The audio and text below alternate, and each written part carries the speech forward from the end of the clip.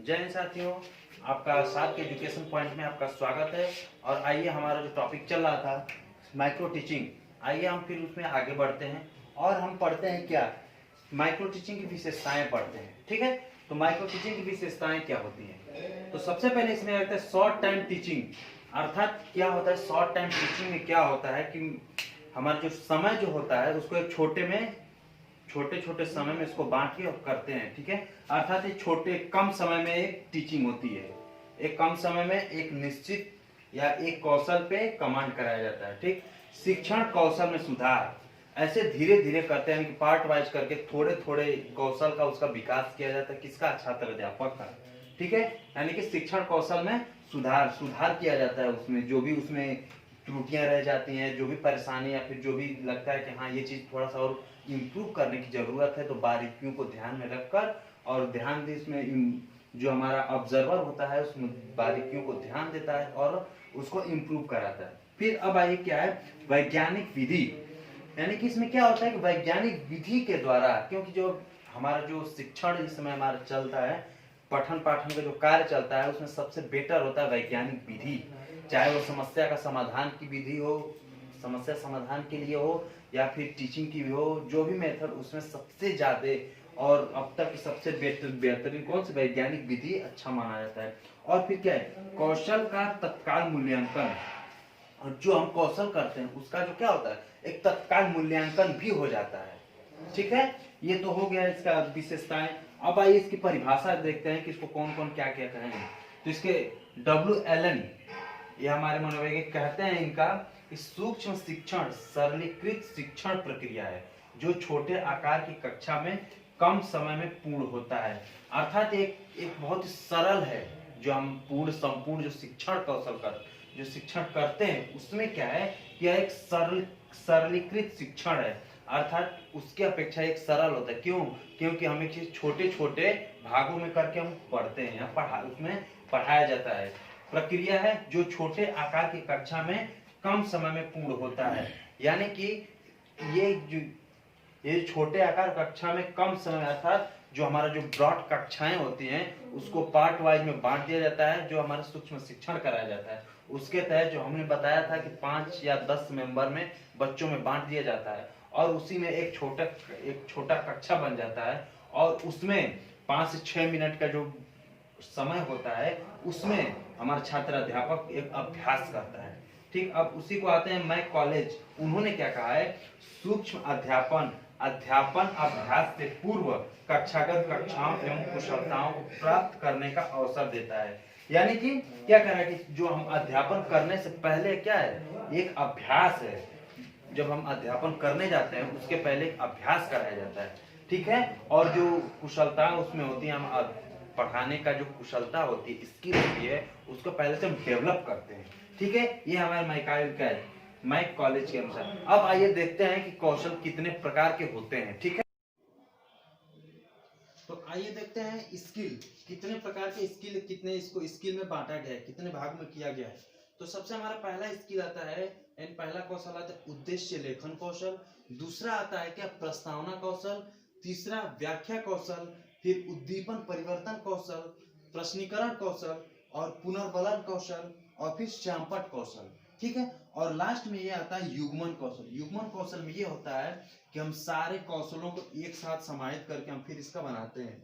अब आते हैं एक एक वाइज पॉइंट वाइज करके, एक एक वाइज करके हम इसको पढ़ते हैं। ठीक, तो आइए देखते हैं हम क्या प्रस्तावना कौशल।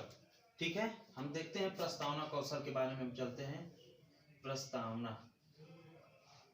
प्रस्तावना कौशल। ठीक है, अब आइए देखते हैं प्रस्तावना कौशल में होता क्या चीज है।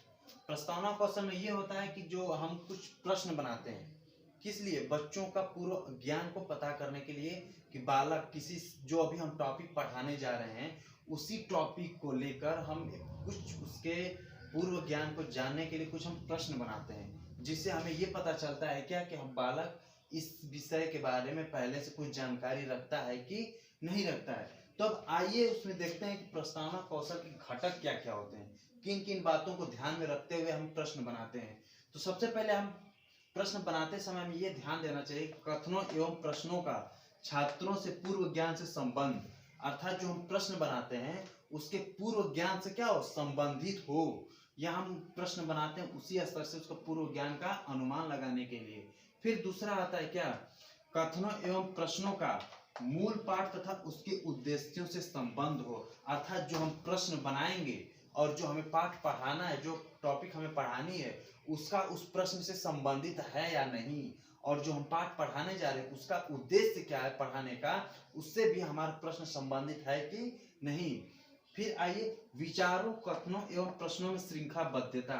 जो भी हम प्रश्न बनाएंगे या जो भी हम व्याख्या करेंगे या जो भी हम बालक को पढ़ाएंगे या पढ़ाने की तैयारी कराएंगे पहले से जो, तो उसमें हमारा श्रृंखलाबद्धता है कि नहीं। ऐसा नहीं कि कुछ बात हम विज्ञान का रख दिए, कुछ बात साइंस का रख, वो सोशल साइंस का रख दिए, कुछ भाग हम इंग्लिश का रख दिए, ऐसा नहीं है। जो भी हम पढ़ाएंगे एक श्रृंखलाबद्धता से, एक दूसरे से कोरिलेशन करके पढ़ाना है। फिर दूसरा क्या है, उपयुक्त समुचित अवधि का विस्तार। हम जो भी चीज विस्तार करते हैं, जो भी चीज बालक को हम पढ़ाने जा रहे हैं, जो भी प्रश्न वो प्रश्न बना रहे हैं, वो प्रश्न एक समय में है कि नहीं। ऐसा नहीं कि प्रश्न को पढ़ते ही 5 मिनट 10 मिनट हम वो कर वेस्ट कर दिए अपना, ऐसा नहीं है। एक लिमिट टाइम, एक सही समय और सही प्रश्न हमें बनाना है, ठीक है। फिर उसके बाद छात्रों को अभिप्रेरित करने की क्षमता। अब ये बताइए जो हम प्रश्न बनाते हैं उसमें आगे एक समस्यात्मक प्रश्न आगे अभी बताते हैं क्या है कि छात्रों को अभिप्रेरित करने की मतलब जिज्ञासा उत्पन्न करना बच्चों में, और अभिप्रेरित करना, उस बच्चा उससे अभिप्रेरित होता है कि नहीं हमारे पढ़ाने से, या जो टॉपिक पढ़ा रहे हैं, जो प्रश्न बना रहे हैं उससे, ठीक है। तो अब आइए चलते हैं, प्रश्न कुछ बनाते हैं और प्रश्न बनाकर दिखाते हैं, ठीक है। ये हमारा प्रश्न, जो भी याद रखिएगा, जो भी हम प्रश्न बनाते हैं बालक का पूर्व ज्ञान से संबंधित होना चाहिए। और फिर जो भी प्रश्न, एक चीज यार ध्यान दीजिए, जब हम प्रश्न बनाते हैं तो सबसे पहले हम अपने टॉपिक को ध्यान में रखते हुए कि हमें टॉपिक को क्या पढ़ाना क्या है, ठीक है। सबसे पहले हमें क्या पढ़ाना है, टॉपिक, और जो हम प्रश्न बनाएंगे इसी टॉपिक को ध्यान में इसी के अनुसार ही बनाएंगे। मान लीजिए कि यदि आपको पढ़ाना है क्या, सौरमंडल, या आपको सौरमंडल जो पढ़ाना है, सौरमंडल यदि आपको पढ़ाना है तो आपको ऐसा प्रश्न बनाना है कि सौरमंडल से इर्द गिर्द का ही प्रश्न हो, कि बच्चा सौरमंडल के बारे में क्या जानता है, कितना जानता है, उस हिसाब से हम प्रश्न बनाएंगे। तो सबसे पहले अब आइए देखते हैं इसका प्रश्न बनाते कैसे हैं। और हमारा जो होता है प्रश्न की संख्या जो होती है मैक्सिमम 3 से 4, लेकिन अगर कभी कभी ऐसा आता है कि बहुत ही डिफिकल्ट हमारा टॉपिक होता है तो हम अधिकतम कभी कभी प्रश्न 5 भी बना सकते हैं, लेकिन 5 से ज्यादा हम नहीं करेंगे, ठीक है। तो आइए प्रश्न बनाते हैं पहला, सौरमंडल। तो सबसे पहले हम प्रश्न ये हम देखते हैं कि एक क्या ये प्रश्न बनेगा क्या, कि दिन के रात के बाद क्या आता है, रात के बाद क्या आता है, ठीक है। रात के बाद क्या आता है, तो बच्चे प्रश्न करेंगे।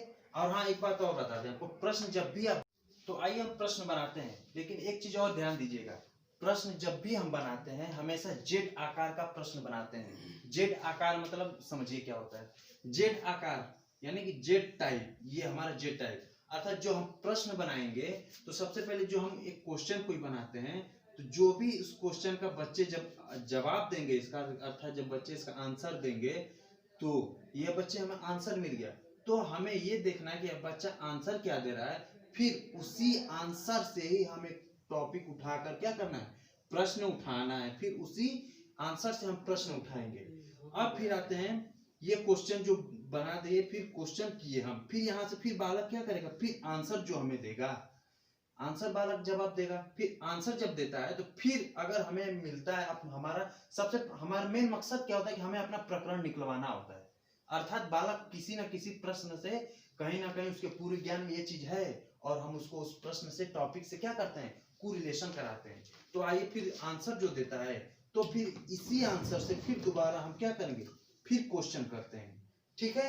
और जब क्वेश्चन देगा फिर आंसर जो देता है बालक, जब मतलब ये हमारा जेड आकार, यही समझिए जेड आकार से कि जो बालक आंसर देगा उसी से फिर क्वेश्चन करते हैं, फिर आंसर देगा, फिर उस आंसर से क्वेश्चन करते हैं।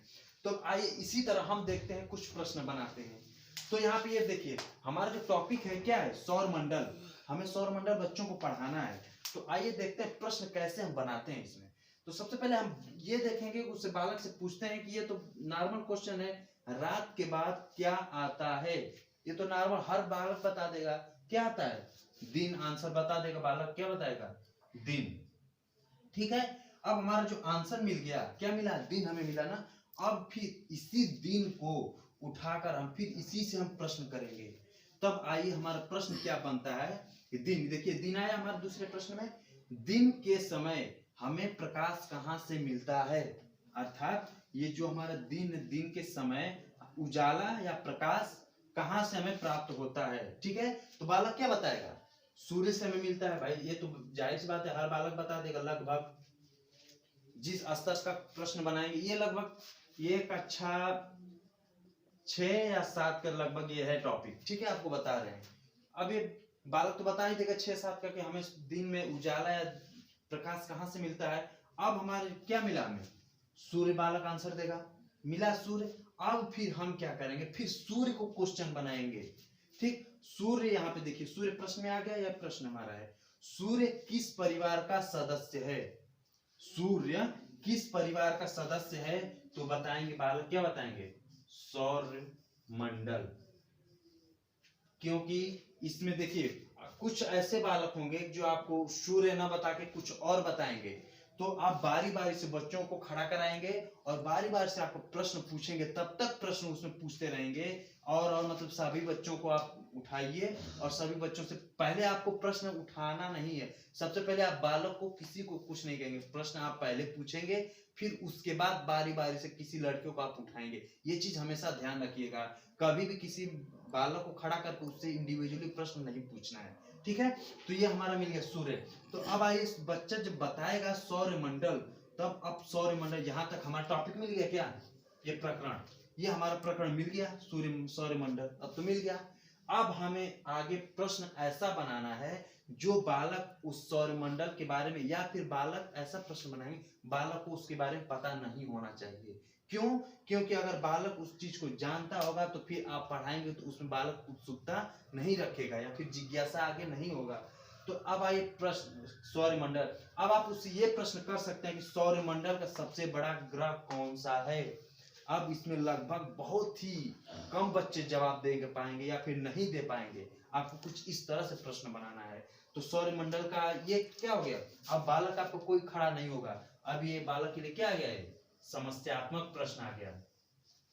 कैसा आ गया ये, समस्यात्मक प्रश्न।